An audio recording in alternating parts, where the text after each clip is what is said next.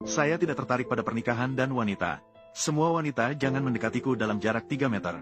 Namun, saat semua orang cepat mundur dan tidak berani maju, seorang gadis berani memeluk CEO dan langsung menciumnya. Adegan yang mengejutkan ini segera membuat semua orang heboh. Tuan Ji Xingzi, tolong menikahlah dengan saya.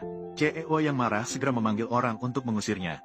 Namun, pada saat itu, CEO secara tidak sengaja melihat setengah koin tembaga yang jatuh dari gadis itu.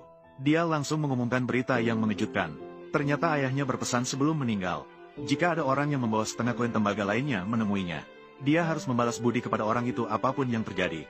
Dan setengah koin tembaga lainnya ada di tangan guru gadis itu. Karena gadis itu terkena kutukan dan tidak akan hidup lebih dari 28 tahun.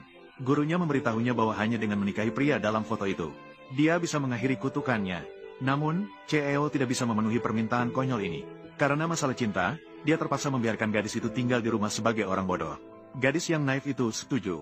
Setelah itu, dia mendekati CEO dengan berbagai alasan. Bahkan mencoba menyentuh hati CEO dengan caranya sendiri. Tidak pernah terpikirkan bahwa bukan hanya tidak ada efek sama sekali. Sebaliknya, CEO begitu marah hingga ingin menghancurkannya dengan tangan. Namun, teringat akan pesan ayah untuk membalas budi, CEO pun hanya bisa dengan putus asa memanggil orang untuk mengeluarkannya. Hingga pada hari itu, gadis itu sedang membersihkan, tanpa sengaja mendengar dari mulut orang-orang biasa lainnya. CEO sangat tampan dan berbakat. Istri CEO di masa depan pasti adalah putri dari keluarga kaya. Gadis itu langsung salah paham bahwa CEO tidak mau menikah karena menganggapnya miskin. Jadi, ketika orang-orang biasa menyebutkan bahwa orang terkaya di dunia sedang sakit, sedang menawarkan hadiah besar untuk mencari dokter terkenal, gadis itu tiba-tiba memiliki cara yang baik untuk menghasilkan uang. Tidak lama kemudian, orang terkaya sedang bersiap untuk menghadiri sebuah pesta. Namun, tiba-tiba sakitnya kambuh dan ia pingsan. Saat asisten tidak tahu harus berbuat apa, gadis itu akhirnya datang. Setelah memeriksa kondisi sakit orang terkaya, menggunakan teknik jarum yang diajarkan oleh gurunya, dia dengan tepat menusuknya di tubuh nenek itu. Asisten yang melihat itu segera memarahi gadis karena berani sekali. Namun, tiba-tiba nenek itu bangkit dengan ajaib.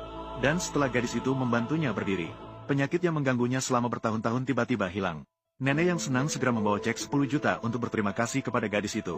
Namun gadis yang dibesarkan di pegunungan sama sekali tidak mengenal cek. Saya tidak mau cek itu. Bisakah Anda langsung memberi saya uang tunai? Berapa banyak yang Anda inginkan sekarang? Cukup katakan saja. Benarkah? Kalau begitu, saya ingin 1000. Gadis kecil, saya tidak salah dengar, kan? Gadis itu bahkan berpikir bahwa dia meminta terlalu banyak. Jadi dia segera menjelaskan bahwa dia ingin menikah dengan seseorang. Dan orang itu sangat kaya.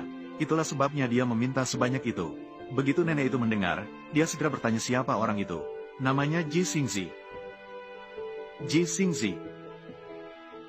Nenek itu langsung terkejut. Tak disangka gadis itu akan menikah dengan cucunya sendiri.